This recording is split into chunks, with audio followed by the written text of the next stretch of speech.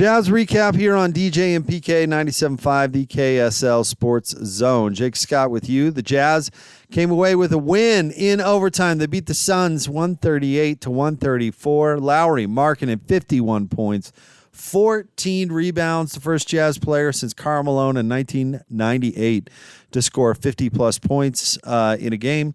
Keontae had 26 and 10. Walker Kessler with a double-double as well, 25 points and 11 rebounds as the Jazz came away with the win in overtime over the Suns. Let's get to the post-game sound and Jazz head coach Will Hardy. I think our team showed a lot of grit. I think the end of regulation, Devin Booker hit one ridiculous three. He hit a second one on a flyby. And then we obviously weren't able to come up with two loose balls, the jump ball, and then the rebound at the end that they tipped in.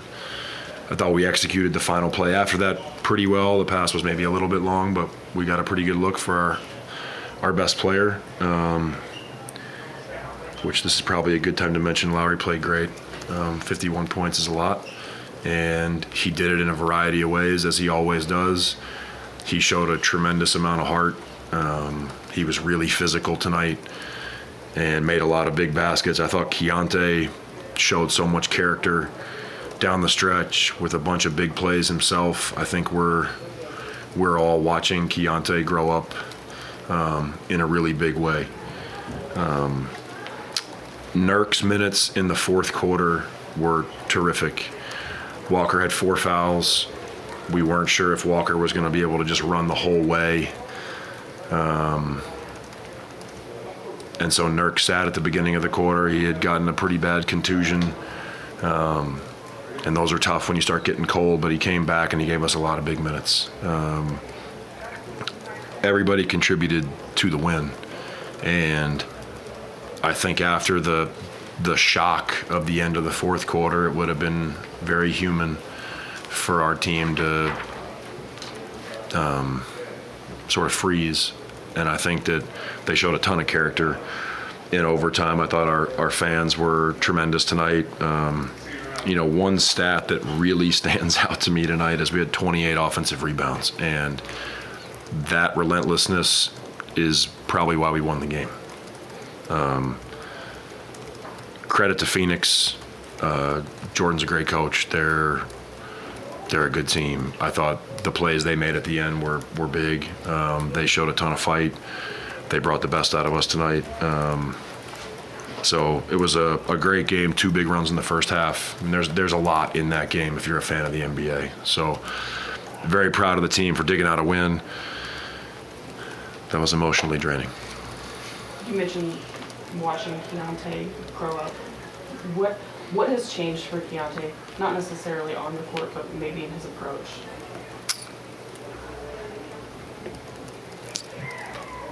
I think you should ask Keontae that also, but from where I sit, I just see somebody who is very comfortable with his surroundings. I think he's very comfortable with everybody in our organization. Everybody sees kind of the interaction between the players and then the players and me during the games, but what you don't see is the way that the guys interact with all of the support staff, all of the medical staff. I think the way that Keontae carries himself now just shows me that he has a lot of trust in all the people here. He stayed in Utah all summer. He just seems like somebody who's really settled in,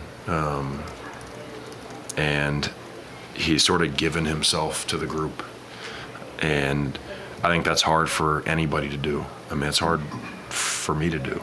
You have to really trust all the people around you, and I think he's gained so much respect from all of his teammates because of his work ethic. He's taken a lot of hard coaching. We've had a lot of very honest conversations. I'll probably say it 100 more times this year, but I'm really proud of that kid. And I think the plays he made down the stretch when we seemed to have nothing going, and you saw the burst, you saw the physicality, you saw somebody who wasn't baiting for fouls, you saw somebody who was really just going to win. And I think his conditioning is something that's helping him do that, but I'm really proud of Keontae. You mentioned the conditioning. I think he played all but 90 seconds after halftime. That sounds about right.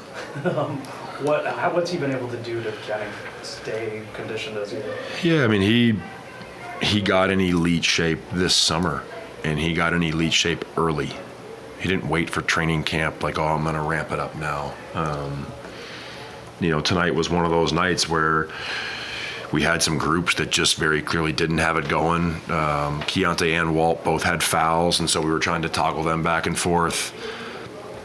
It's when Walt got his fifth, I didn't want him to foul out too early because then it's all on Keontae, and you can kind of take your aggressiveness away when you know the other guards aren't there. But Keontae has worked hard on his conditioning in a variety of ways. It's not just basketball. I mean, he runs, he lifts, he's done the assault bike, the rower. I mean, he's every form of cardio all summer long. And it prepares him for games like this where you have to go the distance. With Lauri, do you feel like he's at a higher level than ever before this season? Do you think he's added to his game? And if so, in what ways? And what did you see from his performance tonight? Yeah, I think Lauri's gotten better every year that he's been here. He works really hard on his game. I think tonight we saw some of the physicality in the mid-range. In particular, the play where he came off a pin from Nurkic and he was actually pretty open, but he drove at Mark Williams and sort of ducked his shoulder. And Mark's a big guy and bumped him off and got fouled. I think he's playing in straight lines better.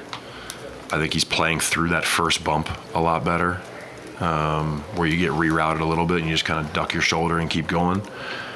I think his conditioning is better, and I think it allows him to absorb a lot of physicality. There's running conditioning. Like, I'm okay running on a treadmill, but if I have to block out 3 people and I get chucked on 5 screens, it's over for me. I think Lauri's just enduring all those things. He's not complaining to the officials. He's not looking around asking for help. He sets the tone for us. Like, Lauri doesn't have to be a vocal leader. I think he's become a good vocal leader in our locker room, but I think his presence on the court is what stands out to me. Walker's free throws have been, he's at like 76%, I think, for the season. I know it's only 3 games, but what's been the difference there?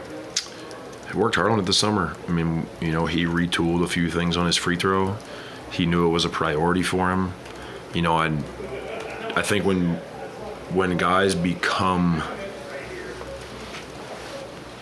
labeled as like a poor free throw shooter, 1, you have the angst of playing them at the end of the game, which we never want.